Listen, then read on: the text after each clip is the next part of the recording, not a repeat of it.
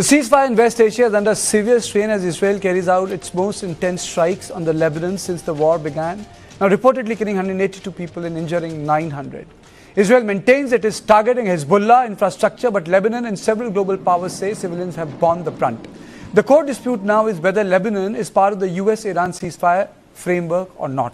While Iran and Pakistan insist it is included, Israel and United States say operations against Hezbollah remain outside the deal. At the same time, the Strait of Hormuz is seeing a sharp drop in vessel traffic, raising concerns of a wider economic impact. The question is whether the ceasefire is already beginning to unravel. Israel is signaling that its campaign against Hezbollah will continue irrespective of diplomatic arrangements. Prime Minister Benjamin Netanyahu has made it clear that the strikes will persist until northern Israel is secure. The Israeli military says it is targeting operational logistical nodes of Hezbollah, but the scale and the speed of the attacks have intensified scrutiny over civilian impact. The consequences of the Lebanon strikes are now extending into global trade routes. The Strait of Hormuz, a critical artery for the global oil shipments, has seen a dramatic slowdown in vessel movement. Iran claims the disruption is a direct result of what I call a violation of the ceasefire, while the United States maintains that the maritime security will be ensured. Global reactions have been swift, with multiple countries warning that the scale of Israeli strikes risks pushing the region into deeper instability. Several leaders have called for restraint and for Lebanon to be included within the ceasefire framework to prevent further escalation. At the center of the crisis is a lack of clarity over the ceasefire terms. On this issue, I'm joined by Ele Peish, Director of International Relations. He joins me from Israel, and Major General Sudhakarji. Thank you so much.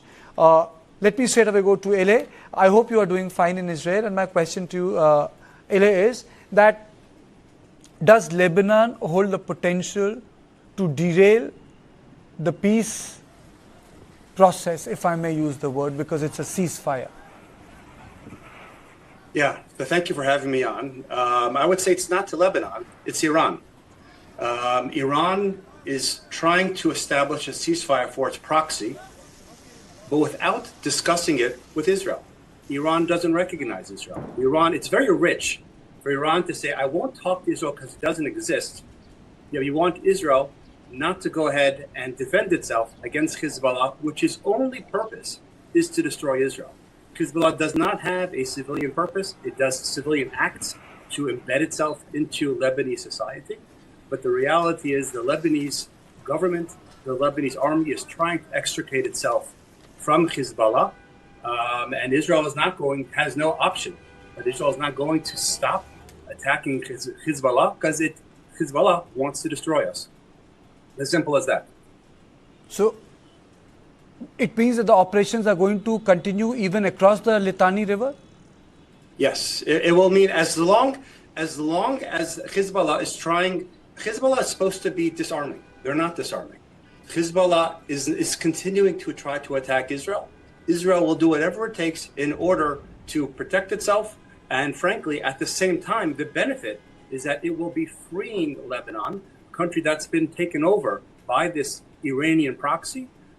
Israel's actions, when it is able to sufficiently degrade Hezbollah, will allow Lebanon to take matters into its own hands. Okay. We wish Lebanon would do more. But Lebanon right now is not willing to do more, not able to do more. That can be debated.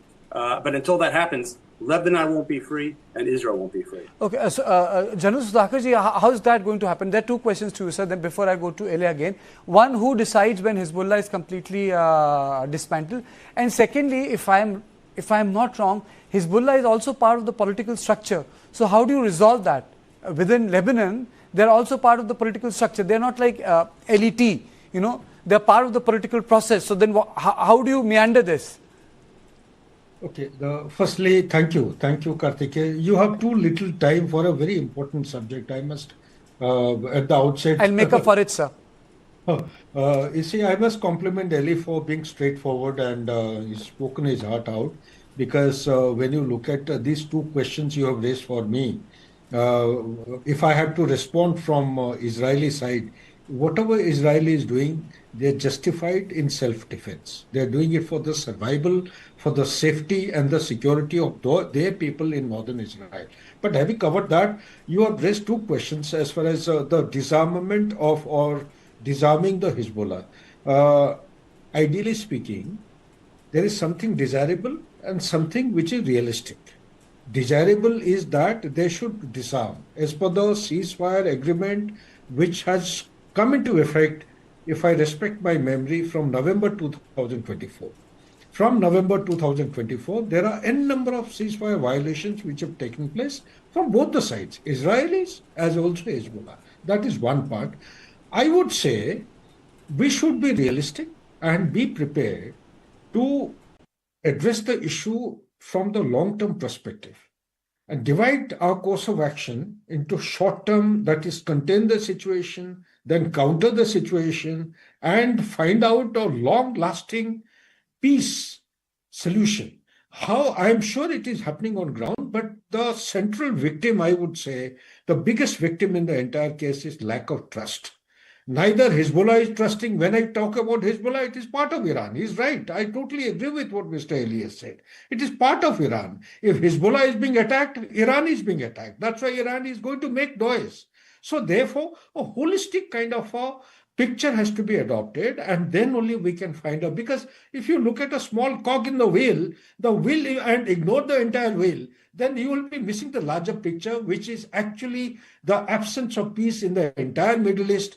And if you look at things in isolation. Second issue is that you are talking about the Hezbollah as the political process. No, please correct me if I am wrong.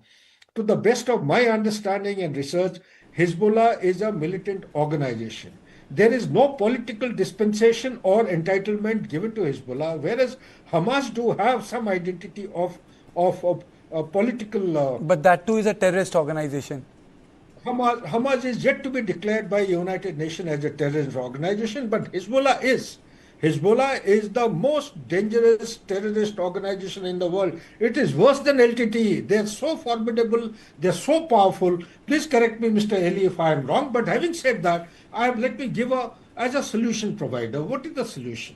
The solution is that there is already a ceasefire in place as far as Lebanon, Hezbollah is concerned.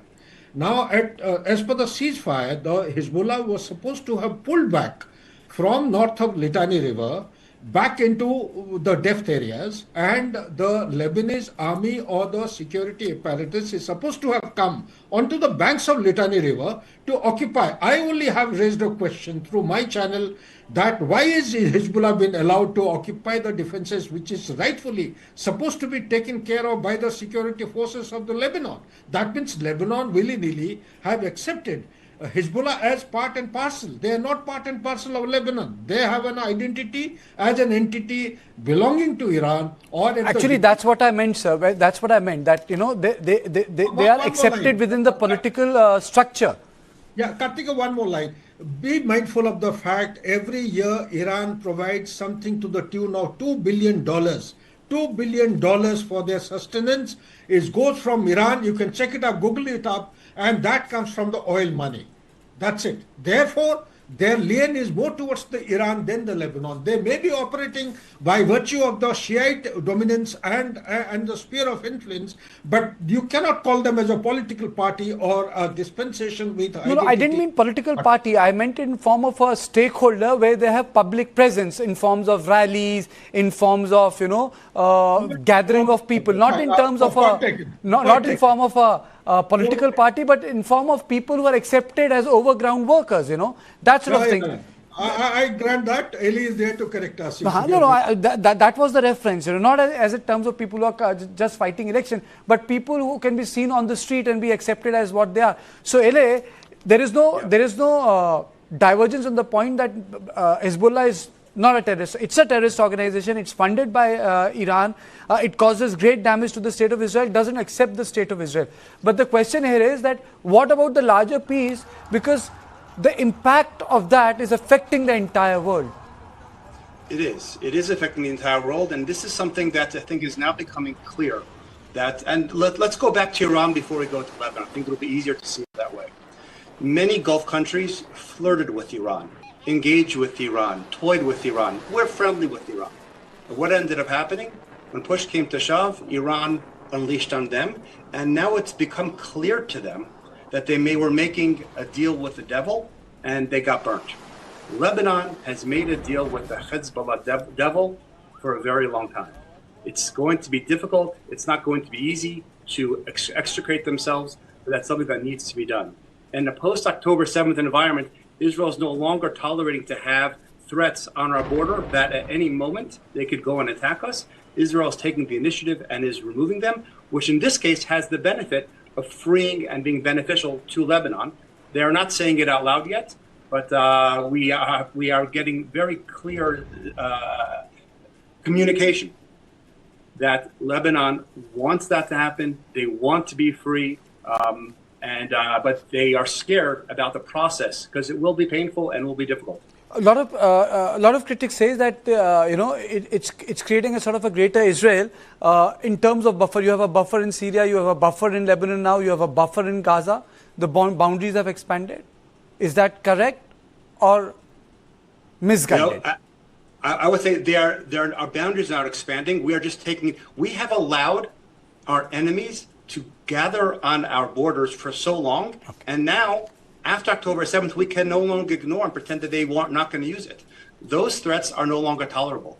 When, the international community has kind of acknowledged, or basically by their actions, we understand that Iran was under attack from the U.S. and from Israel. They had no choice, so they closed the Strait of Hormuz. The international community needs to understand the same thing with Israel. We have been under attack. Iran has orchestrated the sphere as axis of fire around us to try to collapse us, and we are now reacting in the same way. And if the goal is to try to create stability, then it is to allow Israel and other countries to work with Israel to eliminate these threats, and then we will no longer be in a situation where we have to be fighting on all of our borders. I'll take closing comment from General Sudhakarji. Sir, are we looking at renewed escalation? Absolutely, spot on. This ceasefire is meaningless. Why? I'll tell you why. You see, great things have happened. Sorry, without meaning to contradict our Mr. Eli, he's a very distinguished personality, whatever little I know him. It is to be understood from the real perspective. Till 28th of February 2026, there was a buffer zone. That is south of Litani River as also north of it.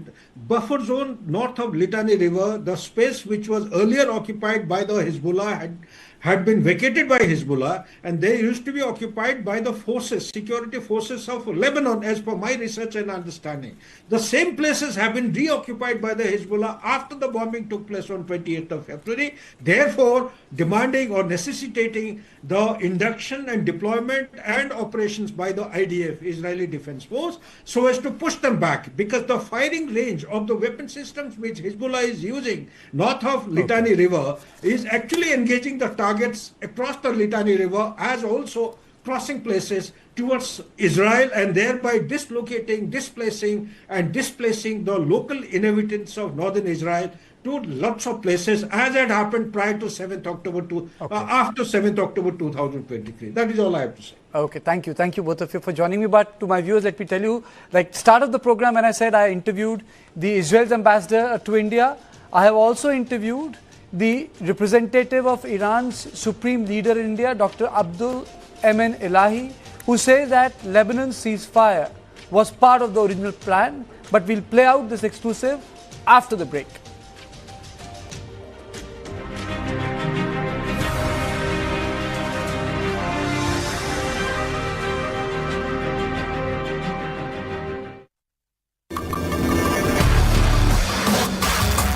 In Assam, the debate over infiltration is back.